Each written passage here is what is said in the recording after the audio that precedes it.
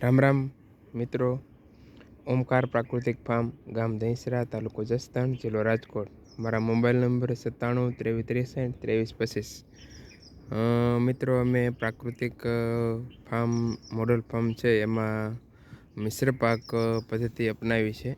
મિશ્ર પાક પદ્ધતિમાં એવી છે કે બધા જ પાકોનું એક જ ફાર્મની અંદર સમાવેશ થાય. જેટલા શક્ય હોય તેટલા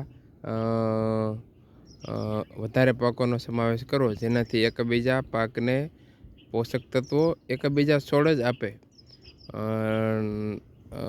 કઠોળ વર્ગના પાક સાથે બીજા અન્ય પાકો વાવી શકાય. દ્વિદળી, એકદળી જેવા પાકોનું વાવેતર કરવાથી બહારના કોઈ પણ જાતના રાસાયણિક ખાતર કે જંતુનાશક દવાનો છંટકાવ કરવો પડતો નથી.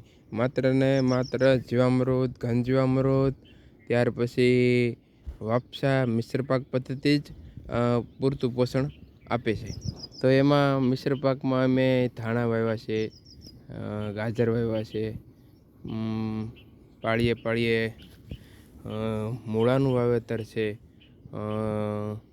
વટાણા છે, ડુંગળી છે, ત્યાર પછી આ એક સોલે ચણા છે, ફરી પાછી એક પાળે ડુંગળી છે, આ વટાણા છે.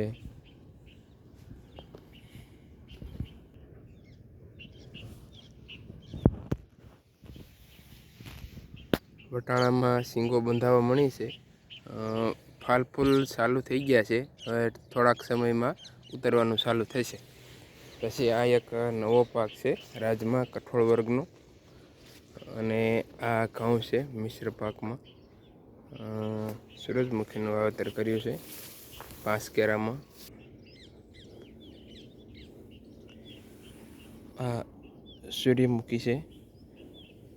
ત્યાર પછી આ મિશ્ર પાકમાં આપ જોઈ શકો છો વરિયાળી,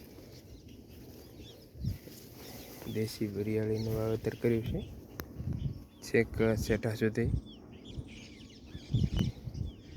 આમ ખેડૂત મિત્રો, આપણે મિશ્ર પાકનું વાવેતર કરવાથી ખૂબ લાભ થાય છે.